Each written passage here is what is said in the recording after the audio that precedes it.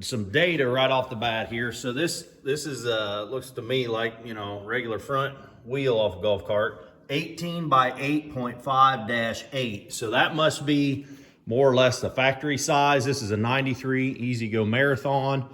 Now back here on the back, they are slightly wider. This is a 18 by 9.5-8. So we're gonna go ahead and change out both rear tires on this thing. And I went with an 18, same size, 18 by 9.5-8. Ordered these off of Amazon. 18 by 9.5-8, 33F. These are listed as ATV tires, ATV, golf cart, stuff like that. They're a little bit chunkier than some of the others. They're not the knobbies that I wanted. I wanted to replace with exact same, but I can't find them. Used to, Kenda was a big brand. Hell, you could buy them at Walmart years ago. All right, so here's the setup on breaking the bead. I removed the valve core. You can buy a valve stem core removal tool really cheap at most auto parts stores, or at any auto parts store. So I removed the valve stem, so there's nothing to stop the tire from flexing as much as it wants. I'm over at my tractor, truck, tractor, car, whatever. Lay you a board, get you a board. Something a little longer than this would be nice. This is probably not 2 feet long. The idea is we're going to drive the tractor up the board. It's going to press down on the 2x4. We want the 2x4 to just come down, not hit the rim, but be as close as possible. Breaking the bead on these things is a real bear sometimes. Look over here.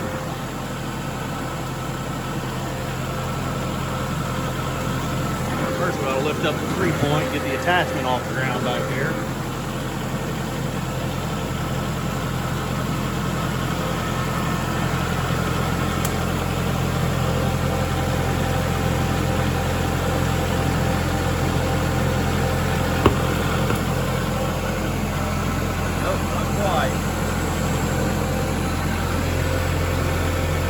This can be a real chore sometimes.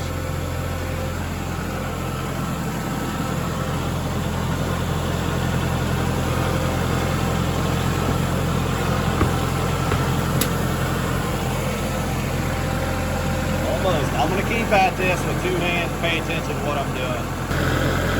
Looks like I'm going to need a new board. Well, I thought I was being kind of unsafe over there doing it on the ground and pushing the pedal with my hand. So I thought, well, I'll come over here and I'll be a little safer. I'll get up on the tractor and that way I can work the brake too if I need be. And hit it on that new board. That's just what we're looking for. I flipped it over and went ahead and did the other side, same thing. Okay, so now I'm gonna be working on the floor doing this. We've got the tire loose all the way around. What we're gonna do now is take our spoons using, some guys, it's personal preference and try both sides, but some guys only like this side. Some guys will never use that hook on the other end. I use the hook sometimes. So basically what we're gonna do here, this is gonna be really hard to do with one hand. We're gonna push that tire down, get that hook under it, pry up and over. And this is where it matters. You need to be able to work the far edge of the tire down into that smaller diameter portion of the rim. See, it's larger diameter out here, it's smaller diameter down here. So you need to push down on this side so that that tire, this edge can go into that smaller diameter portion of rim as you're prying this out and over the larger diameter. That's why this depth of dish, as this, you know, this tire is this diameter out here, and as you come down, it gets smaller. The rim comes in. This is important. You need to take advantage of this when you're changing any tires on any rims. So I'm gonna have to force this far edge down as I work this edge here. All right, so I got it hooked in this side, pushed down on this side and peeled this edge up, and then I just work my other spoon, take small bites, especially on these smaller diameter rims. I hate changing little stuff. I would much rather change that trailer tire than this thing. Hell, I'd change 5 of them before I'd want to do one small wheel. Normally the small wheels are the worst.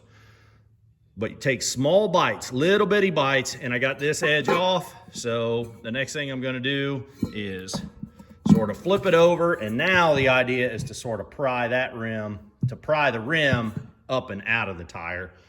All right, so I got one hooked in there, and I got 1 or 2 little bites, and then the rim was, you know, sitting sort of on an angle, reach down in and pull the rim up and out of the tire. So now we're good.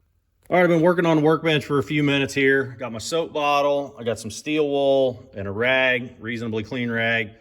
We ain't doing production tire changes here, so if you've seen guys change them at the shop, they just slap one off, slap the other on, send you down the road.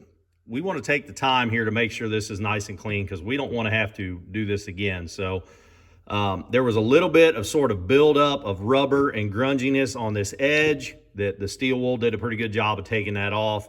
And then also there was a little residual sort of rubber and grunge just inside here. You can see the sort of where it's, I don't think that's build up in there anymore. I think that's just where the paint is worn off.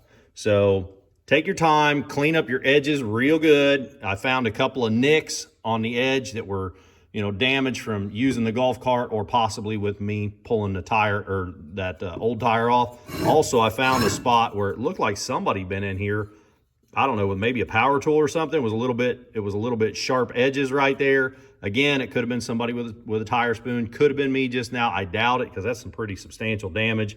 But you can see where I took sandpaper and knocked the edges down. We don't want anything sharp in here. It's just going to make it harder to remount the new tire. So now we're in good shape.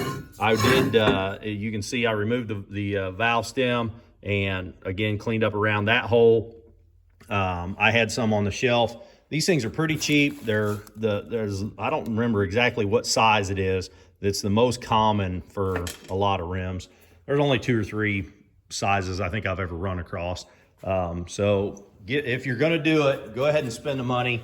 Get a valve stem tool. It makes pulling the old ones out really simple, and it makes putting the new ones in very easy. You're not gonna bugger up the new one with a pair of pliers or something like that. I fought with pliers for years, and I finally bought myself a tool, I don't know, 10 or 15 years ago, and I'm really glad I did. I don't get much use, but it's a cheap tool. You pick them up on Amazon. It'll last you for the rest of your life if you're just doing 1 or 2 every couple of years. So I'm picturing the rim this way. The rim's gonna sit on the vehicle just like this. The tire's gonna sit just like that. That's the direction of travel. I want it to be just like that.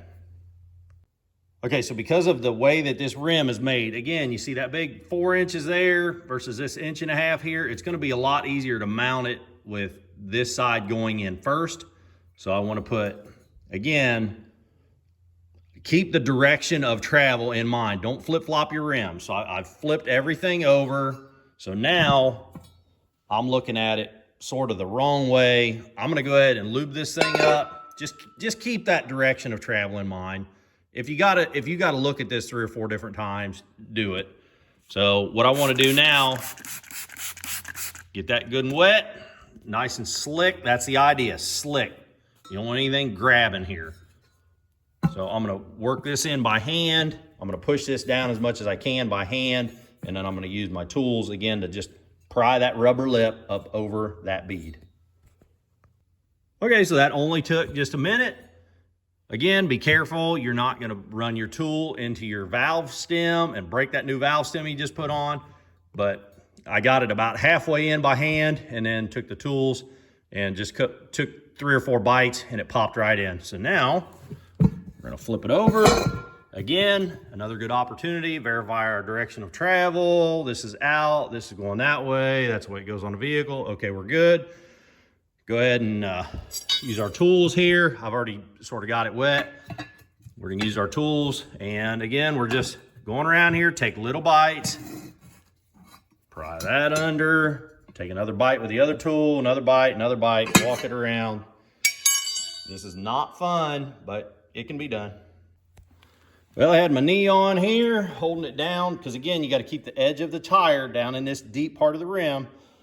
and I was working it around, and it did not slide up over that valve stem. So I just broke off my new valve stem. I've just about got the thing on though. So I'm gonna go ahead and finish pushing this on here. So now I got the tire mounted and the valve stem broke off. So, all right, well that wasn't too bad. So I did have to use my spoons, pry up this edge just a little bit, and then set the tire up. I could hear that piece rolling around in there. And then again, I had it popped off just a little bit, rolled it over and dumped that little chunk of rubber out. I was able then to push down on this enough to get up in there with a new stem. So now we're all mounted up. Again, we're verifying our direction of travel. We're good. So now we need to get this thing to take air. And the good thing is with little tires, they normally seat fairly well. So as snug as this thing is on that rim, I'm not even gonna remove the valve core. I'm just gonna hook the air to it, see what happens. It'll probably go ahead and seat because everything is really snug. All right, so all I did was walk over by the air compressor. We're gonna hook that on there, see what happens here. No, it's not sealing. It's still held out a little bit here. I'm gonna manipulate this with two hands, see if I can push in, wiggle around, and get the thing to take air. Well, that only took a minute. I just used one hand and sort of massaged the tire around where I thought it was leaking from a little bit. Unfortunately, I can see a few bubbles going there. So we've got about 12 pounds in it. I'm gonna run this up to about 20 PSI, see if that'll seal itself. There's really not a bead per se on these tires. I mean, you know, on a lot of tires, you'll see an indentation, like, you know, as they're airing it up, it'll pop on, you know, open over that bead. There's really not on these things. Put a little more pressure in there. Yeah, we're about 20. So I'm gonna go ahead and mount it up. I'm not thrilled about that right there, but I'm not super concerned about it just yet. We'll get this thing on the cart, ride it around a little bit, see if that rubber sort of settles in there, and see how it does. I'm not gonna overinflate these things. What is that? Oh yeah, I've already overinflated them. 7 PSI max operating pressure. So I guess I didn't pay any attention to that when I bought them. I would have liked to had something a little bit higher PSI, you know, 20 or 30, but we'll see how these goes. Normally I only run them about, I'll normally only run about 8 to 10 PSI on this thing anyhow, because the more you air up the tires, the better efficiency you get out of your batteries and stuff, but the stiffer the ride is. And on this cart, I upgraded the suspension, sort of upgraded. I changed out the leaf springs to a heavier spring years ago, and it rides a little rough, so I like keeping my back tires a little softer. Softer tires, but it gets a lot better traction, and the ride is a little softer, but it does, again, cause those tires to wear out on the outside. You only get about, 10 years out of a set, which I'm okay with. So we'll keep an eye on this. We'll roll it around a little bit, get it on the cart, maybe run the cart up and down the driveway a couple of times. Then we'll recheck everything, make sure it's sealed up. So now what I'm gonna do is I'm gonna do the exact same process to the other tire, and we'll see what it looks like on the cart. Well, I just went up the driveway and back. I probably didn't travel more than 300 or 400 yards. Came back and I sprayed around both of them with soap water, and I don't see any bubbles. So I'm pretty happy with that. They've sealed themselves, or they should seal in the next, little bit of driving if they aren't already. Again, we saw on the sidewall that it says 7 PSI max, but I'm running about 12, 14 right now. I figure overpressure a little bit, let them get sort of seated, and then I can air them down a little bit shortly. They don't look bad on there. They fit very well. Height-wise, they're not in any danger of rubbing on anything. Behind them, you can see there's plenty of clearance on the springs. So if you guys are looking to replace your golf cart tires with something, like this, check these out. Again, the size on these is 18 by 9.5-8. And time will tell how they wear. I would expect them to do pretty good in the mud and stuff, which, we get off-road quite a bit in this thing. So I hope I helped you with this one. If you're If you like this video, click the thumbs up button. If you want to see more videos like this, click subscribe. Till the next time, keep on tinkering.